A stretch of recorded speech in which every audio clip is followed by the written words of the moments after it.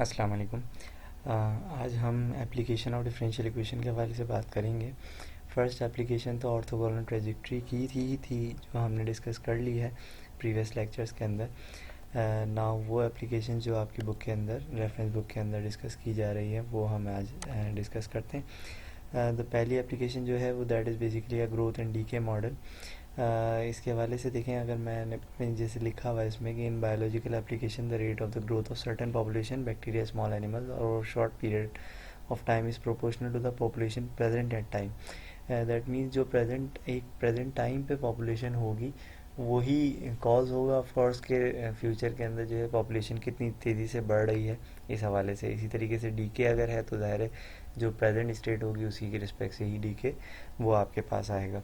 कुछ बातें और हैं जो कि ये बुक के अंदर लिखी हुई हैं। अगर ग्रोथ की हम बात कर रहे हैं तो ये मॉडल जो है वो इस तरह से है कि rate of that particular x value, the rate of change of this x, you can say this is basically a population और एनीथिंग, कि ये कुछ भी हो सकता है कि रेट इसका जो भी रेट है वो डायरेक्टली प्रोपोर्शनल होगा प्रेजेंट टाइम के, इसीलिए हमने इसको एक्स के किया हुआ। प्रोपोर्शनैलिटी के साइन हटा तो इक्वल और एक कांस्टेंट आ गया।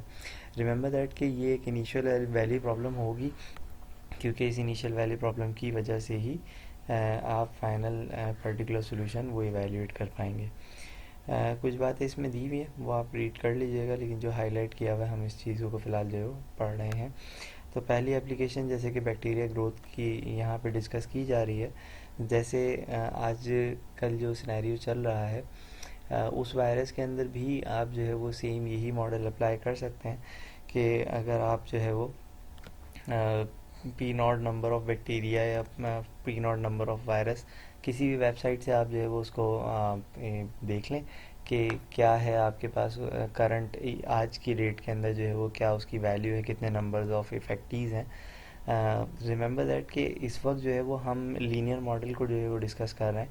तो इस लीनियर मॉडल के अंदर जो फैक्टर्स हैं हम एक फैक्टर को तो डिस्कस कर सकते हैं, मल्टीपल फैक्टर्स को यहाँ पे डिस्कस नहीं किया जा सकता। मल्टीपल फैक्टर्स के लिए या तो सिस्टम ऑफ डिफरेंशियल इक्वेशन हम जो है वो बनाते हैं या नॉन लीनियर मॉडल की तरफ जाएंगे। बहरहाल फ़िलहाल जो है वो लीनियर मॉडल के अंदर तो वो एक यानी एक फैक्टर है, may be the population growth of that particular virus or bacteria is due to the human to human interaction or maybe some other reason। ठीक है, कोई एक रीज़न कोई एक फैक्टर है, ऑल्दो के बहुत सारे फैक्टर्स हो सकते हैं जैसे कि आप लोग जो है वो न्यूज़ में देख भी रहे हैं, लेकिन हम ये तमाम फैक्टर्स को डिस्कस नहीं कर रहे हैं। हम यहाँ पे फ़िलहाल सिर्फ एक फैक्टर को ही डिस्कस कर सकते हैं। तो वो सिचुएशन भी आप यहाँ अप्लाई कर सकते हैं कि कितने फ़र्ज़ करें आपने न्यूज़ में देखा कि आज जो है वो 300 इफ़ेक्टिव्स हैं, तो आप जो है वो अगर ये देखना चाह रहे हैं कि इस 300 इफ़ेक्टिव्स के मुताबिक और अगले दिन या 2 दिन बाद आपने एक और न्यूज़ देखी कि लेट सपोज 1000 इफ़ेक्टिव्स हो गए, तो ये दो डाटा पॉइंट अगर आपने इवेल्यूएट कर लिए नेक्स्ट डे में या किसी भी वजह से, तो ये दो डाटा पॉइंट की वजह से आप बता सकते हैं कि ये लेट सपोज अगर मैं आपसे पूछूं कि 1 लाख इफ़ेक्टिव्स कितने दिनों के अंदर जो है वो हो सकते हैं, तो वो आप जो है वो आसानी से एवेल्यूएट कर सकते हैं। पहले एग्जांपल में देखते हैं, जैसे कि बैक्टीरियल ग्रोथ की एग्जांपल है। इसमें कह रहे हैं culture initially has P naught number of bacteria. ये इनिशियल नंबर है, इसको कुछ भी कह सकते हैं आप, 100 कह लें, 1000 कह लें, बस पी नॉट फिलहाल इन जनरल हम यहाँ डिस्कस कर रहे हैं। At time equal to 1 hour the number of bacteria is measured to be 3/2 P naught. यानी 1 आवर जब पास हो चुका तो उस वक्त जो है वो, यानी इनिशियली क्या था, एक्स नॉट जो है वो अगर हम कहें पॉपुलेशन की बात कर रहे हैं तो हम इनिशियल यानी ज़ीरो टाइम के ऊपर जो है वो पी नॉट है। ठीक है, यानी जैसे कि ये कहा हुआ है इन्होंने, P of zero is basically P not, और 1 घंटे के बाद यानी पी ऑफ वन जो है वो यहाँ पे बताया जा रहा है कि वो मेजर किया गया 3/2 पी नॉट। जैसे मैंने कहा था कि आप आज एक डाटा कंसिडर कर लें, लेट सपोज के पी ऑफ ज़ीरो को आप कंसिडर कर रहे हैं 300 इफेक्टिव, और जब आप फर्दर नेक्स्ट 2 डेज़ अगर डे वाइज आप जो है वो काउंट करना चाह रहे हैं डे वाइज कर लें, आर वाइज काउंट करना चाहें आर वाइज कर लें, कि 2 डेज़ की अगर आप कहते हैं कि next after 2 days effective will become 1000, तो जो सेकंड आपकी जो कंडीशन होगी वो आपकी पी ऑफ 2 इक्वल टू 1000 हो जाएगी। तो यहाँ पे जैसे है यहाँ पे P of 1 equal to 3/2 P naught ये बताई जा रही है। तो हमने कहा अच्छा देखिए ये जो चीज़ है कि ये ऑब्जर्वेशन क्यों ली गई है, क्योंकि हमें जो है वो प्रोपोर्शनैलिटी की वैल्यू जो प्रोपोर्शनैलिटी कांस्टेंट था वो भी इवैल्यूएट करना है, और उसके साथ साथ जब कांस्टेंट ऑफ इंटीग्रेशन आएगा after the solution of that particular differential equation, तो वो भी जो है वो आपको इवैल्यूएट करना होगा। तो बेसिकली हुआ क्या कि ये डिफरेंशियल इक्वेशन में खाली एक्स को पी से रिप्लेस कर दिया हमने, यहाँ D P divide by D T equal to K P हो गया। हाँ, एक्स की जगह पी आ गया खाली, और ये यहाँ पे खुद बता रहे हैं कि वेरिएबल सेपरेबल फॉर्म भी है और लीनियर फॉर्म भी है। इन्होंने तो इसको लीनियर फॉर्म से सॉल्व किया, लेकिन मैं सजेस्ट करूँगा कि इसे आप वेरिएबल सेपरेबल फॉर्म से ही सॉल्व करें, क्योंकि हमने जो है वो तरतीब से जो है वो मॉडल पढ़े थे सारे, variable separable form, homogeneous, non homogeneous, exact, non exact, linear and non linear. तो आप जैसे वेरिएबल सेपरेबल फॉर्म से ही सॉल्व करें, आंसर इसका सेम ही आएगा, ऑल्दो कि इन्होंने जो है वो इसे इससे सॉल्व किया। बहरहाल ये कुछ आंसर आ गया, इसका जनरल सोल्यूशन जो है वो आपके पास ये आ रहा है। तो हमने क्या किया, इस जनरल सोल्यूशन के ऊपर जो है टी इक्वल टू ज़ीरो वाली स्टेटमेंट रखी पहले, ताकि टी इक्वल टू ज़ीरो पे पी की जगह पी नॉट आ जाएगा, और सी अपनी ऐसी रहा एक्सपोनेंट ऑफ के टी की जगह जो है वो टी की जगह आप ज़ीरो सब्सटीट्यूट कर देंगे, तो इसकी वजह से exponent of zero equal to one, so the value of the C equal to P naught. तो हम क्या कर रहे हैं, खाली अब general solution will become now P of T equal to P naught into exponent of K T. हम क्या करेंगे, अब नेक्स्ट जो कंडीशन है कि at T equal to one we have three divide by two P naught, तो p की जगह जो है आपके पास three divide by two P naught आ गया, इक्वल टू यही सिचुएशन रहेगी। यहाँ t की वैल्यू यहाँ वन सब्सटीट्यूट की हुई है, इसलिए एक्सपोनेंट ऑफ k दिया हुआ है। अब यहाँ पे क्या किया जा रहा है कि पी नॉट से पी नॉट तो कैंसिल हो जाएगा। अच्छा, ध्यान में रखें, देखें, जब आपने पहली इनिशियल वैल्यू को कंसीडर करते हुए, यानी पी नॉट को कंसीडर करते हुए आपने जनरल सोल्यूशन चेंज कर दिया, तो अब जो है वो k की वैल्यू के लिए ये पी नॉट की कोई मीनिंगफुल नहीं रहता, तो इसीलिए जो है पी नॉट से पी नॉट यहाँ कैंसिल हो रहा है। लेकिन बहरहाल आपको k की वैल्यू वैल्यूट करनी है, हमने k की वैल्यू यहाँ से वैल्यूट करी, simple taking ln on both side to evaluate the value of k। So ln of 3 divide by 2 will be equal to 0.4055। So जो जनरल सोल्यूशन आ रहा है वो आपके पास अब ये आ रहा है। अब क्या कर रहे हैं, अब देखें, अब फर्दर एक प्रॉब्लम के अंदर ये चीज़ डिस्कस करें, to find the time at which the number of bacteria has tripled, that means कि three times of P naught हो जाएंगे, तो T three times of P naught P की जगह, यानी पॉपुलेशन की जगह three times of P naught रख दिया हमने। इसके साथ साथ अब आपको टाइम इवैल्यूएट करना है, तो अगेन पी नॉट से पी नॉट कैंसिल हो जाएगा, आपको एल एन लेना है दोनों साइड्स पे। एल एन आपने ले लिया थ्री का, और जब एल एन आप यहाँ लेंगे तो एक्सपोनेंट कैंसिल हो जाएगा, 0.4055 आके डिवाइड हो जाएगा। तो फर्दर आपके पास जो है फाइनल सोल्यूशन ये 2.71 आवर्स आ रहा है, यानी कि इस बैक्टीरिया की ग्रोथ जो है 2.71 आवर्स के अंदर ही थ्री टाइम्स हो जाएगी। तो सेम सिचुएशन वो आप अप्लाई कर सकते हैं, जो करंट सिचुएशन चल रही है उसके ऊपर भी अपनी कंसिडरेशन, या लोकल न्यूज़ जो भी आपकी आ रही हैं उनकी, वहाँ से आप डाटा देख सकते हैं और उसको अप्लाई कर सकते हैं। फ़िलहाल मैं यही कहूँगा कि आप ये अप्लाई करें, और एज एन असाइनमेंट जो है वो मुझे मेल करें इस चीज़ को। This is your first assignment, कि आप जो है वो इसको उस करंट सिनेरियो के ऊपर अप्लाई करके और फिर जो है वो मुझे मेल करें। बहरहाल जो नेक्स्ट एप्लीकेशन है वो है डीके की। ये डीके की एप्लीकेशन जो है वो आपके पास, ये मैं सजेस्ट करूँगा आप लोग खुद पढ़ें। यहाँ पर सिर्फ फ़र्क ये होगा कि के की वैल्यू जो है वो आपके पास नेगेटिव के अंदर आ जाएगी। यहाँ पॉज कर लीजिएगा इस एप्लीकेशन, इस एग्जांपल के लिए इसको खुद स्टडी कर लीजिएगा। तो के की वैल्यू जो है बेसिकली नेगेटिव में आपके पास ये आ गई है। इस नेगेटिव वैल्यू के लिए जो है वो नेगेटिव वैल्यू इसलिए क्योंकि डी के मॉडल है बस, और सेम वर्किंग वही है। टाइम यहाँ पे आपके पास आ गया 24.180 ईयर्स, ये जो है वो बहरहाल ये देख लीजिएगा खुद से थोड़ा सा इस एग्जांपल को। नेक्स्ट एग्जांपल पे आते हैं। एज ऑफ फॉसिल यहाँ पे डिस्कस किया, वही सेम डी के मॉडल है, ये भी जो है वो आप खुद से स्टडी कर लीजिएगा बुक से। बुक तो LMS पे क्योंकि शेयर हुई भी है, वहाँ से आप ये तमाम एग्जांपल्स वगैरह ये तमाम चीज़ें देख सकते हैं। बहरहाल नेक्स्ट एग्जांपल एक यहाँ पे डिस्कस की जा रही है न्यूटन लॉ ऑफ कूलिंग के हवाले से। न्यूटन लॉ ऑफ कूलिंग के हवाले से मैं सजेस्ट करूँगा कि आप यहाँ लॉ तो समझ लें कि लॉ आपके पास ये हुआ करता है कि जो भी rate of change of temperature है वो डायरेक्टली प्रोपोर्शनल होता है difference in temperature of the body and the surrounding. तो यहाँ पर जो है वो T माइनस टी एम कह दिया है, प्रोपोर्शनैलिटी का साइन हटा तो इसलिए K और इक्वल्स का साइन आ गया आपके पास। अब अगर टेम्परेचर रेज हो रहा है तो उसके हिसाब, यानी टेम्परेचर अगर रेज हो रहा है तो आप समझ सकते हैं कि K की वैल्यू पॉजिटिव आएगी, और अगर टेम्परेचर जो है वो रिड्यूस हो रहा है तो K की वैल्यू वो नेगेटिव आएगी। तो बहरहाल ये सारी चीज़ें हैं। यहाँ पे एक एग्जांपल दी हुई है कूलिंग ऑफ अ केक की, ये स्टडी तो कर लीजिएगा, लेकिन ये एक मज़ेदार एग्जांपल मुझे जो है वो ये नहीं लगी। एक एग्जांपल दूसरी बुक के अंदर है जो कि आप देख सकते हैं ये कि आप mathematical police women, may be कि आपको सुनने में थोड़ा सा अजीब सा लगे, लेकिन बहरहाल इसमें है क्या, सिनेरियो क्या है, murder victim is discovered and a lieutenant from the forensic science laboratory is summon to estimate the time of death. तो टाइम ऑफ डेथ बेसिकली हम कैलकुलेट कर रहे हैं। इसमें जो है वो देखने की बात यह है कि अगर बॉडी लोकेटेड है 68 डिग्री फ़ारेनहाइट पे, तो कुछ देर के बाद क्या होगा कि अब बॉडी अपनी हीट जो है वो इवेल्युएट करना शुरू कर देगी, रेडिएट करना शुरू कर देगी रूम के अंदर। यहाँ वर्ड यूज़ किया गया है कूलर रूम। रिमेंबर दैट कि कूलर रूम इस वजह से क्योंकि बॉडी का जो नॉर्मल टेम्परेचर होता है वो 98 डिग्री फ़ारेनहाइट हुआ करता है, तो लिहाजा 68 degree Fahrenheit will be a cooler room as compare to the body temperature, normal body temperature. So ये अजम्पशन है हमारी, assumption for want of better information that the victim's temperature was a normal 98.6 at the time of death. That means के initially आप अगर temperature T of zero को consider करें तो वो 98.6 है बेसिकली, यहाँ पे ये बताया जा रहा है। ये पहली कंडीशन ये आपके पास आ गई। आप क्या करना है, lieutenant will try to estimate the time by observing the body's current temperature and calculating how long it would have had to lose heat to reach this point. According to the Newton law of cooling, the body will radiate heat, और Newton law of cooling यहाँ पे apply किया, rate of change of temperature is equal to the proportional equal to k times T, यानी temperature of that particular body minus temperature of the surrounding. ये आपके पास आ गया। क्या हुआ कि lieutenant recognize that this is a separable differential equation and right, कि इसको थोड़ा सा सेपरेबल डिफरेंशियल इक्वेशन की फॉर्म में लिख लिया। अब यहाँ से क्या हुआ, सिंपल t माइनस 68 यहाँ के डिवाइड हो जाएगा, डी टी रहा, स्मॉल डी टी यहाँ पर क्योंकि होगा तो डी स्मॉल टी होगा, वो राइट साइड पे जाके मल्टीप्लाई हो जाएगा। तो इसको खाली हमने इंटीग्रेट किया, वेरिएबल सेपरेबल फॉर्म को सॉल्व किया, तो आपके पास फाइनल सोल्यूशन कुछ ये आ गया। यहाँ पर थोड़े से स्टेप्स थोड़ा समझने की कोशिश हो से कीजिएगा।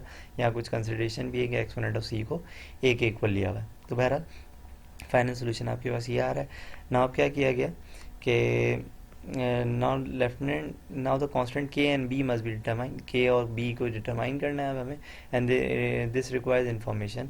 Lieutenant arrived at 9:40 PM। 9:40 PM को आप देखें, अब वो तो अपना जिस तरह रेस के अंदर होता है कि चाहे आप जब रेस स्टार्ट कर रहे हो तो अपने टाइम को ज़ीरो पर सेट कर लेते हैं और फिर उसके बाद जो स्टार्ट करते हैं, तो बिल्कुल उसी तरीके से this 9:40 PM will be considered as zero time, although कि द मर्डर वाज डेफिनेटली कि ये मर्डर जो भी हुआ ये 9:40 से पहले हुआ है। तो बहरहाल 9:40 पे आया उसने, जो है लेफ्टिनेंट ने, सॉरी यहाँ आया नहीं, आई है, मैथमेटिकल पुलिस वेमेन थी। तो बहरहाल इसने जो है बॉडी टेम्परेचर फ़ौरन मेजर किया और 94.4 जो है बॉडी टेम्परेचर था, तो इसका मतलब 9:40 पे 94.4 ये इनिशियल टेम्परेचर इसने कंसिडर कर लिया। अब ये कंडीशन हमने इस जनरल सोल्यूशन पे अप्लाई करी। जनरल सोल्यूशन पे अप्लाई करने के लिए जो है वो आपने जो है वो सिंपली टी की जगह 0 सब्सटीट्यूट किया, तो exponent of 0 will be equal to 1। B यहाँ ऐसी रह गया, 68 ऐसी रहा, टेम्परेचर जो 94.4 था, तो लिहाजा ये कंडीशन आपके पास कुछ बन गई। बहरहाल अब क्या किया, and so B equal to, यहाँ से बस बी वैल्यूएट कर लिया, बी को जो है आप सोल्यूशन के अंदर सब्सटीट्यूट करने के बाद अब आपका सोल्यूशन ये बन चुका है। ये बिल्कुल उसी तरीके का ग्रोथ मॉडल की तरह ही है, लेकिन बस यहाँ लॉ दूसरा है, यहाँ न्यूटन लॉ ऑफ कूलिंग है, वहाँ पे जो है वो ग्रोथ और डीके लॉ था आपके पास। तो बहरहाल हमने क्या किया, डिटरमाइन के वैल्यू ऑफ के, लेफ्टिनेंट मेक्स अनदर मेजरमेंट। 11 बजे उसने एक और मेजरमेंट करी, तो 11 बजे का मतलब यह है कि तकरीबन 9:40 से 11 तक टोटल 80 मिनट जो है वो पास हो चुके हैं। तो लिहाजा जो सेकंड कंडीशन कंसिडर की जाएगी, वो पहली कंडीशन T0 थी 9:40 PM पे, तो 11 PM पे सेकंड कंडीशन T80 कंसिडर कर ली जाएगी। तो T80 जो है वो आपकी सेकंड कंसिडरेशन होगी यहाँ पर। तो हमें करना क्या है कि सिंपली हमने T80 को 89.2 कंसिडर किया और उसके बाद जो है वो इसमें सब्सटीट्यूट कर दिया इस जनरल सोल्यूशन में। जनरल सोल्यूशन में सब्सटीट्यूट करने के बाद के की वैल्यू आपने वैल्यूएट कर ली। के की वैल्यू आपके पास आ गई टोटल, ये आ गई टोटल 1/80 ln ऑफ दिस। आप चाहें तो इसको जो है वो जो भी डेसिमल के अंदर है वो भी इवेल्यूएट कर लें। अच्छा, के की वैल्यू, सॉरी इसमें मैं शायद पहले कह गया था, के की वैल्यू जो है वो अगर बॉडी का टेम्परेचर कम हो रहा है तो पॉजिटिव नेगेटिव आएगी, वो बात नहीं, वो टेम्परेचर वो टाइम के लिए था। तो टाइम यहाँ पर जो है वो बेसिकली जब हम इवेल्यूएट करेंगे तो उसको देखेंगे।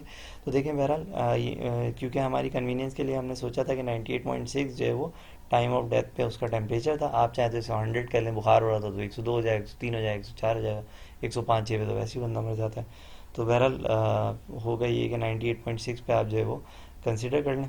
सॉल्व फॉर दिस टाइम, हम जो है वो इसको इस टाइम के लिए यहाँ अप्लाई कर रहे हैं 98.6 टेम्परेचर की जगह, और टी को जस्ट इवेल्यूएट कर रहे हैं, यानी टाइम टी जो है वो इवेल्यूएट किया जा रहा है। तो खाली हमने जो है एल वगैरह की प्रॉपर्टी यूज़ करते हुए टी सेपरेट किया जा रहा है, तो टी की वैल्यू अप्रॉक्सीमेटली -53.8 मिनट्स आ गया। माइनस में क्यों आ रहा है टेम्परेचर टाइम?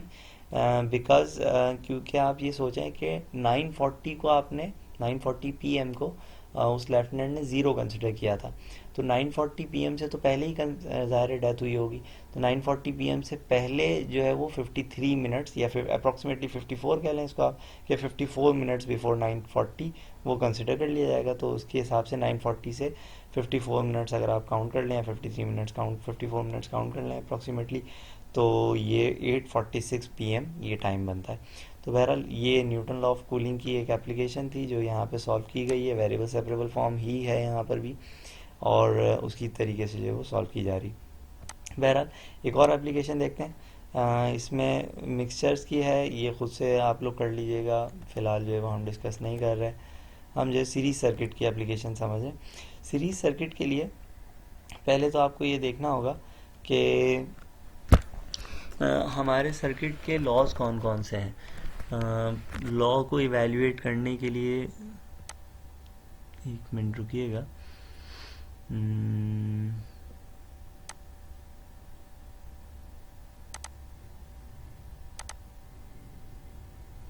ये बेसिकली नहीं, ये गलत, मैंने फाइल जो है फ़िलहाल ओपन कर दी। आई थिंक वो फाइल इसमें है। नो,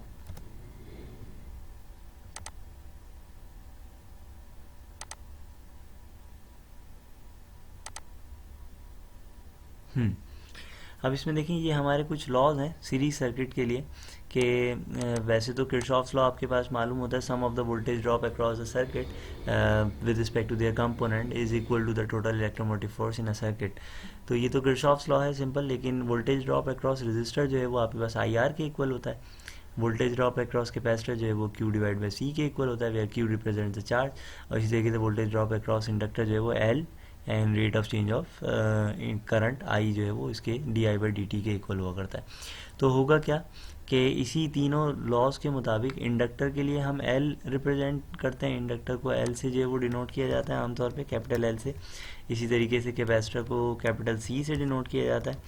तो इसी तरीके से रजिस्टर को कैपिटल आर से जो है वो डिनोट किया जाता है। तो ये देख लीजिएगा यहाँ पे, ये थोड़ा सा खुद बना रहा है इसको, ठीक है। ये कुछ आपके पास है। तो इसमें सीरीज सर्किट में देखें, अब इस सीरीज सर्किट में हमारे पास दो सर्किट डिस्कस किए जा रहे हैं। एक है आर एल सीरीज सर्किट और एक है आपके पास आर सी सीरीज सर्किट।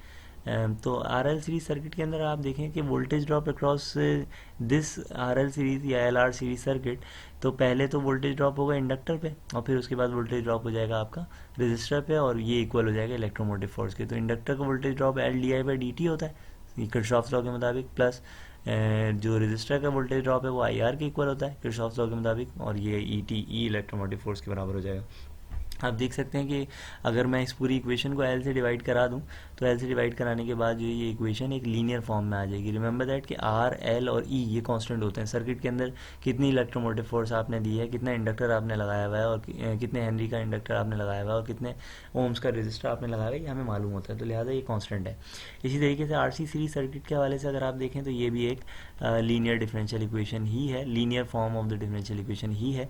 यहाँ पर भी जो है वो वोल्टेज ड्रॉप अक्रॉस रजिस्टर जो है वो आई आर के इक्वल हो जाएगा, और वोल्टेज ड्रॉप अक्रॉस कैपेसिटर जो है वो क्यू डिवाइड बाई सी के इक्वल होगा। तो यहाँ पे सिंपली हमें एक और आई का फॉर्मूला यूज़ करना होगा कि I equal to D Q divide by D T. तो इसकी वजह से ये कुछ डिफरेंशियल इक्वेशन बन गई, इक्वेशन 9। तो यहाँ पे अगर हम इस इक्वेशन को आर से डिवाइड करा दें तो ये भी एक लीनियर डिफरेंशियल इक्वेशन बन जाएगी। इन दोनों का जो है वो आपको general solution as an assignment जो है वो मुझे सबमिट करना होगा। ऑल्दो के एक एग्जांपल जो है वो यहाँ पे डिस्कस की जा रही है, जिसके अंदर जो है वो कुछ नंबर्स जो है वो यहाँ पे दिए हुए हैं। आपको क्या करना है, वो जनरल सोल्यूशन आर सी और ई एल इनकी फॉर्म्स के अंदर ही जो है वो आपको सोल्यूशन वो मुझे सबमिट करना है। बहरहाल 12 volt battery is connected to a series circuit in which the inductance is half henry and the resistance is 10 ohms. तो ये आपके पास मालूम है, ये इलेक्ट्रोमोटिव फोर्स 12 हो गई, इंडक्टेंस जो है वो हाफ हेनरी है 0.5 हो गई, और रजिस्टर जो है वो 10 ओम्स है। इसका मतलब ये एल आर सीरीज सर्किट है।